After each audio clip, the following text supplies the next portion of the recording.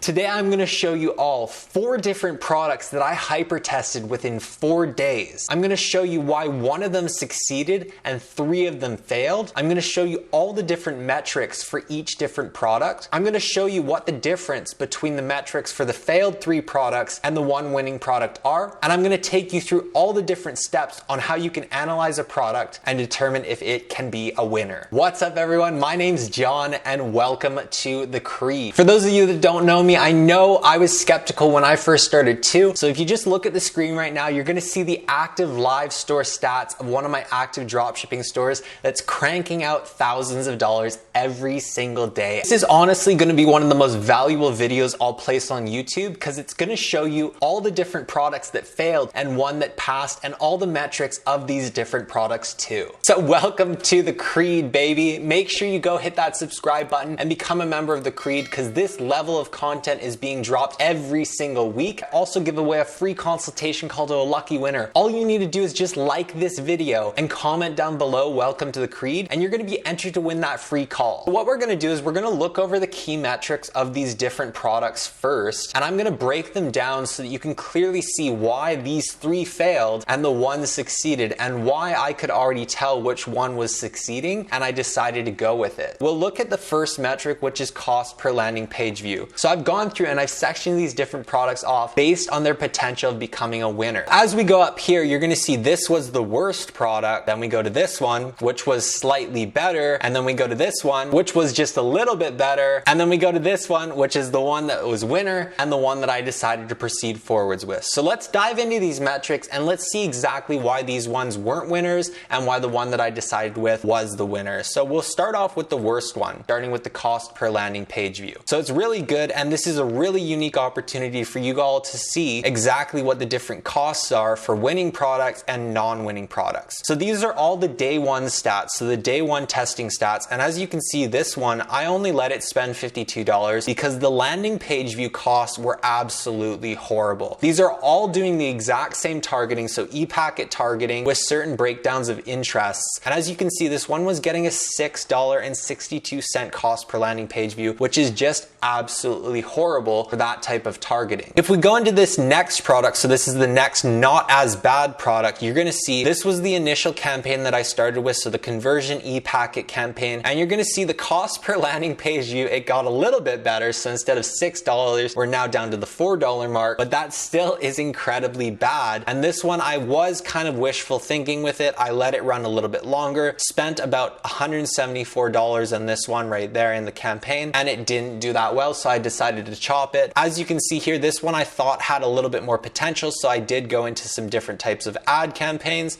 but altogether, I recognized that it wasn't a winning product, so I decided to chop that baby out. We'll go to the next one. This one was the one that I thought had even more potential. So as you'll see, I spent a little bit more money. It has some more purchases. The cost per landing page view was higher than that past one, but what I noticed is it was getting more conversions. So I was like, all right, let's take this one. Let's see what it has. So I spent $250 on this one. As you can see, of course, went negative and it got 2 purchases. But after spending that amount of money, I could clearly see that at a cost per landing page view of $5, that was just way too high to sustain, and there was no profit or money to be made with this, especially when in the initial testing phase. So now let's hop into the one that I decided to proceed with, because those were the 3 failed ones, and you'll see the cost per landing page view for this one. So as you can see here, this is day 1, again, the exact same as all the other products, doing the exact same targeting, but you'll see the cost per landing page view is ridiculously cheap compared to all the other ones. The cheapest one on the other one was a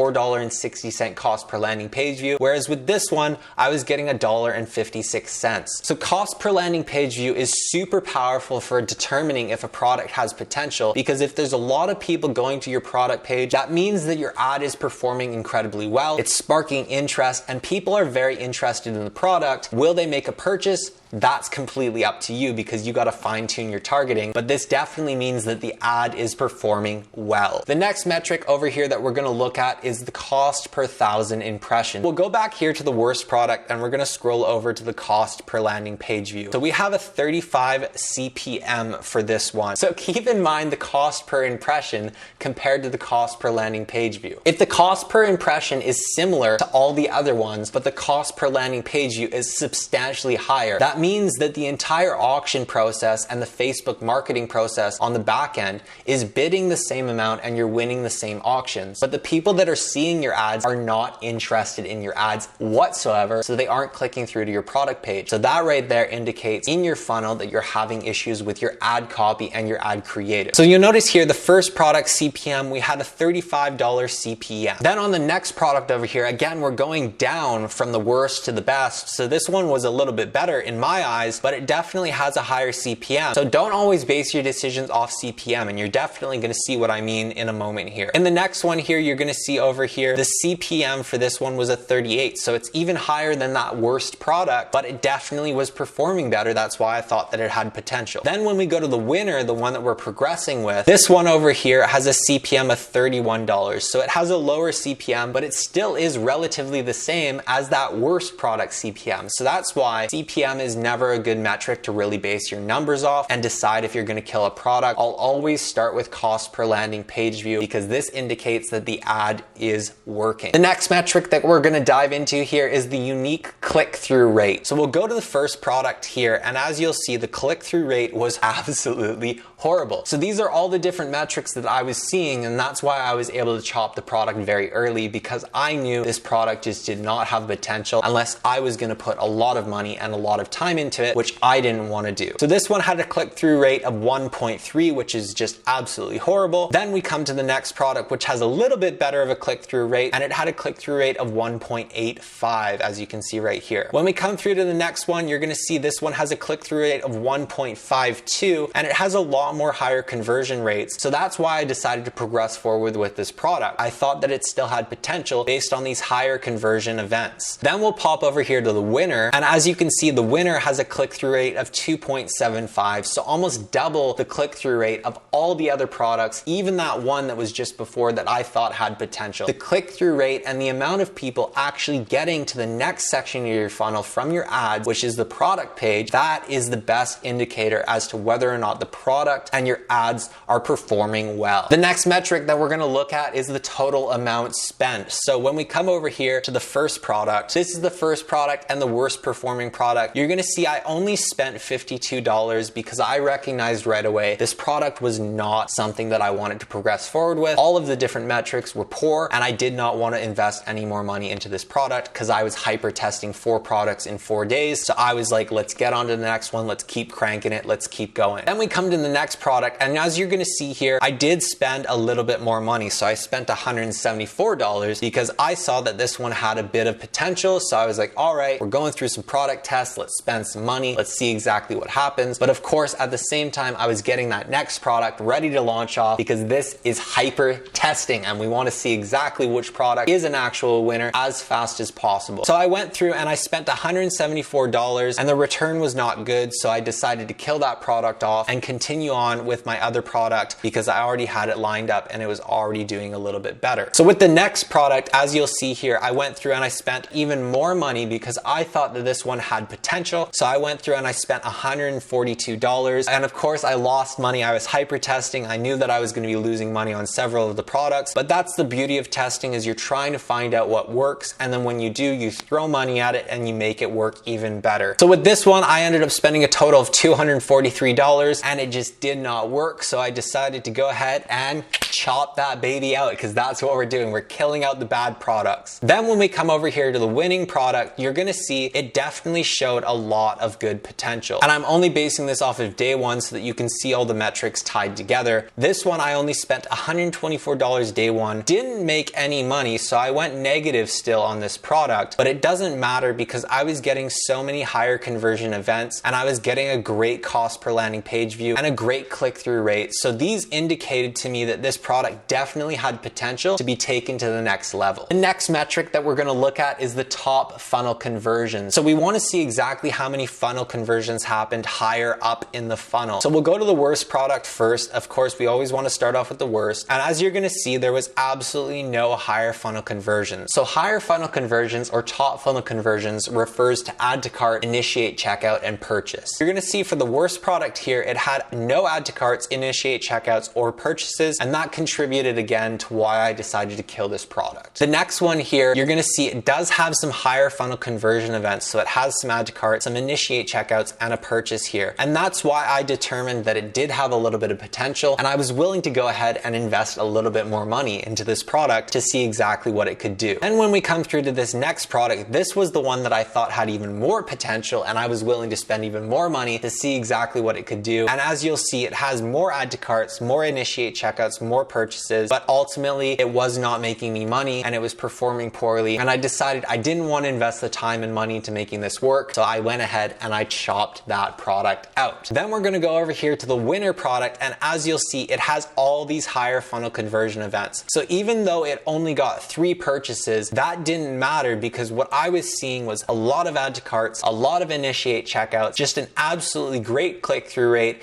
and a great cost per landing page view. And these were all the metrics that I needed in order for me to make that decision that this product was the one that I was going to go ahead and blast off. So after going through and seeing all these key metrics for losing products and a winning product, I hope this genuinely helps all of you so much in understanding the metrics and how they work. We're now going to go ahead and dive into why I decided to proceed with this one product that was the winning product. These are the key factors. Is the ad performing well? So when we come over to this product, which is the winning product, the way that I determine if the ad itself, so just the ad creative, copy, and thumbnail, if they're performing well, is I look at the click-through rate and I look at the cost per landing page view. If the click-through rate and the cost per landing page view are doing good, that means that people are going from that section of the funnel to my product page, which is where I want them to go, which means the ad is performing well. The next factor that I would look at is, are the CPM and cost per landing page view within standard winning product range? So this is something that you will develop as you get more winning products. Obviously, you won't have this information when you're first starting out, but you're gonna recognize what an ideal winning product metric looks like. So you'll know the average cost per landing page view, you're gonna know the average CPM, and then you can go ahead and you can base your decisions on whether you continue with the product on these metrics and see if they align with your past winners. Because a lot of winning products will have similar metrics. So this is why I always recommend when you have your first winner, keep all of the data on a spreadsheet so that you can reference back to it later on. Then we would go and we would look at how many top funnel conversions occurred and were they spread out or in one audience. So what we would do is we would look at something like this